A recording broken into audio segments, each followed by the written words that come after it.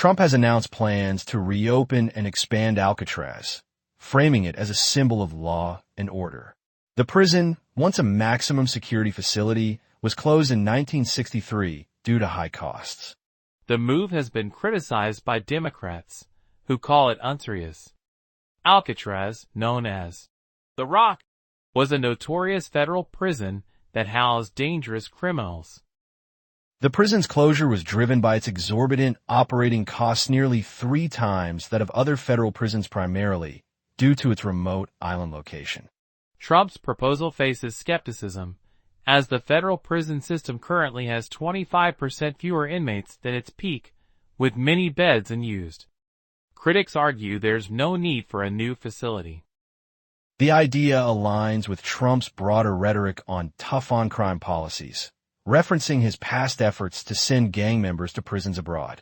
Alcatraz's history includes infamous inmates like Al Capone and escape attempts, which contributed to its legendary status. Its closure in 1963 followed a series of failed escapes and security concerns.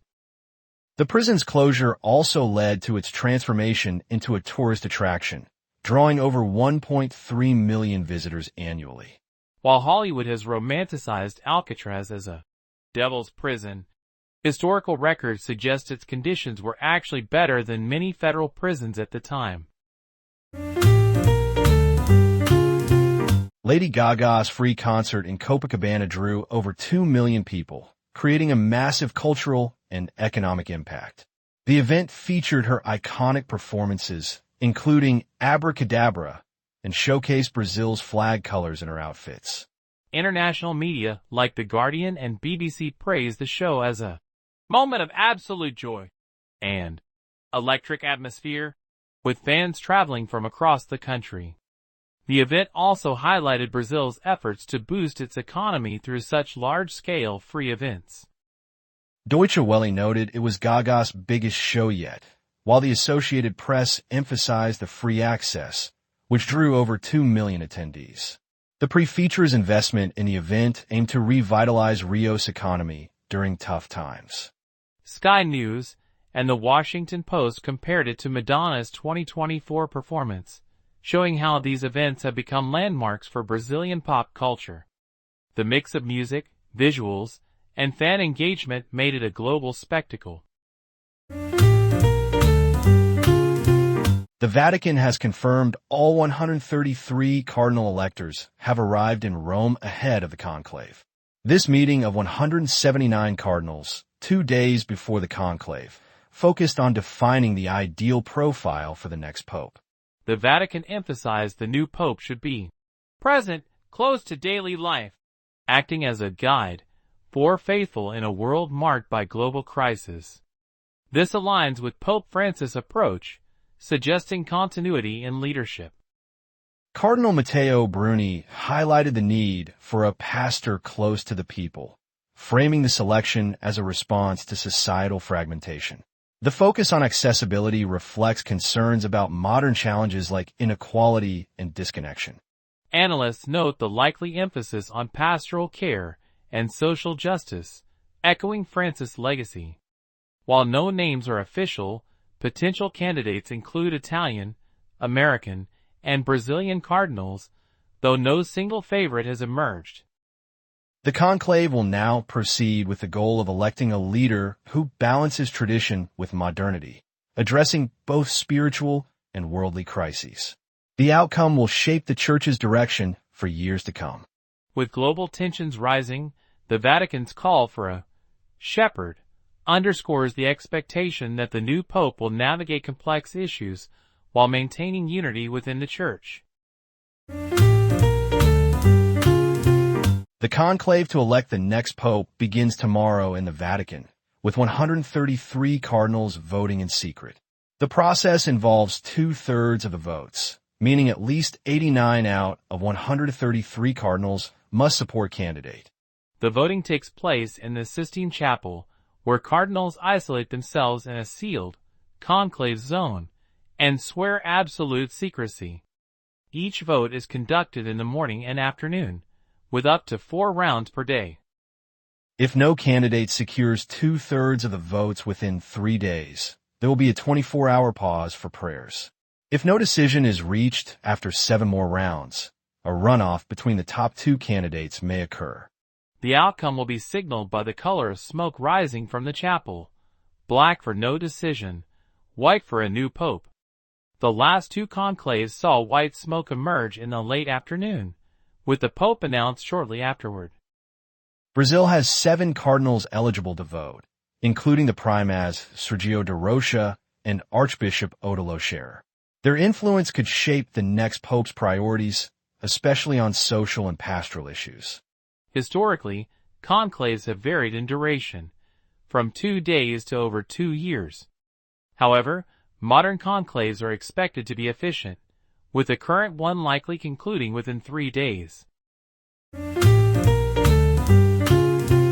The conclave to elect the next pope kicks off tomorrow, Wednesday the 7th, with all 133 cardinals in Rome. The voting will be closed-door, and the process could take 2 to 3 days. That's a significant shift from past conclaves, which sometimes dragged on for weeks. The key here is the 2/3 majority needed for a candidate to be elected, so the voting will be tight. Brazil's representation is a big deal too. 7 cardinals from the country will take part, the most ever. That's a historic moment for the nation's Catholic community. The list of potential favorites includes Italians, an American, and even a Brazilian. But the final outcome depends on how the cardinals align. The Sistine Chapel will be the stage for this historic decision. The ports of Los Angeles and Long Beach, key gateways for Asian imports, are experiencing a sharp decline in activity due to Trump's tariffs. Container cranes are moving slower, and the usual hustle has quieted so much so that the director of the port, Gene Soroka, said it's so quiet you could hear a pin drop. This isn't just a local issue. The slowdown mirrors broader economic concerns. The U.S. GDP dropped 0.3% in the first quarter, partly because of the uncertainty caused by Trump's trade policies. Companies are delaying shipments, and import volumes are down 30 to 35% compared to last year. The tariffs, which hit China hardest with rates up to 145%, have disrupted supply chains. Retailers and manufacturers are pausing orders, which is hurting businesses and consumers. Soroka noted that Chinese-made goods now cost 2.5 times more than a month ago. Trump claims the economic slowdown isn't his fault, blaming former President Biden for leaving bad numbers. But economists argue the tariffs are driving up costs for families and businesses. The U.S. is now facing a double challenge: a shrinking economy and rising prices. Meanwhile, the port slowdown is a symptom of a deeper crisis. Companies rushed to stockpile goods before tariffs took effect, but now they're halting imports to clear existing stock. This has created a bottleneck that affects all U.S. ports from the West Coast to the Gulf. The situation highlights how trade wars can ripple through the global economy. While China is the main target, the impact is felt worldwide. The U.S. is trying to shift manufacturing back home, but the transition is proving costly and slow. President Trump has just imposed a 100% tariff on all foreign films, claiming the U.S. film industry is collapsing due to international incentives. This is a major shift in trade policy. That's a dramatic move. The industry has been struggling for years, but Trump's framing it as a national security threat is surprising. Why the sudden focus on film? He argues other nations are offering tax breaks and subsidies to lure studios, which is eroding American competitiveness. The tariff is meant to level the playing field, though critics say it's protectionist.